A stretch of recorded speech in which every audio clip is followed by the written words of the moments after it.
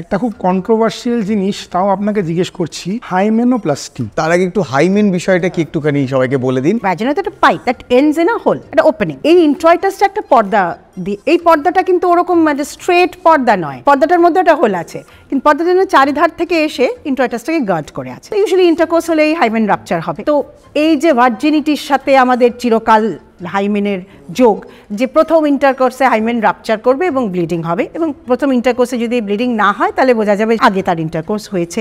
এবং এটা যতটা না সাইন্টিফিক তার থেকে বেশি সোশ্যাল। এই জন্য মহিলারা আসেন আমাদের কাছে হাইমেনোপ্লাস্টি করতে। কেউ হয়তো আগে একটা রিলেশনে ছিলেন, তিনি বিয়ে করছেন আরেকজনকে, এবার এই বিবাহিত রিলেশনে তিনি এটা জানাতে চাইছেন না। একজন আমার মনে আছে এসে আমায় বলেছিলেন যে আমার এখন যিনি স্বামী হতে যাচ্ছেন তিনি জানেন যে আমার একজন বয়ফ্রেন্ড ছিলেন, কিন্তু তিনি জানেন না যে তার সাথে আমার সেক্সুয়াল রিলেশনশিপ ছিল। বয়ফ্রেন্ড আছে মানে যে সেক্সুয়াল রিলেশনশিপ আছে সবসময় তো তা নাও হতে পারে, হতেও পারে। এবার আমি এইটুকু তাকে বলেছি যে আমার একজন বয়ফ্রেন্ড ছিল, তার সাথে আমার ব্রেকআপ হয়েছে, সবই তাকে আমি বলেছি। আমি না এইটার মধ্যে আর যেতে চাইছি না, যে তাকে এটা আমি জানাতে চাইছি না, কারণ আমার মনে হয় যে তাহলে বোধহয় সবসময় যখন তিনি আমার কাছে আসবেন তার ওইটা মনে হয়। সেই জন্য আপনি আমাকে একটু সাহায্য করুন। এরম ভাবে এসে যদি কেউ আপনার কাছে সাহায্য চায় তখন আপনি কি ভাববেন? Hymen is not a full proof of virginity. কারণ সাইকেল চালালে, কোথাও একটা পড়ে গেলে, খুব বেশি খেলাধুলা করলেও অনেক সময় হাইমেন রাপচার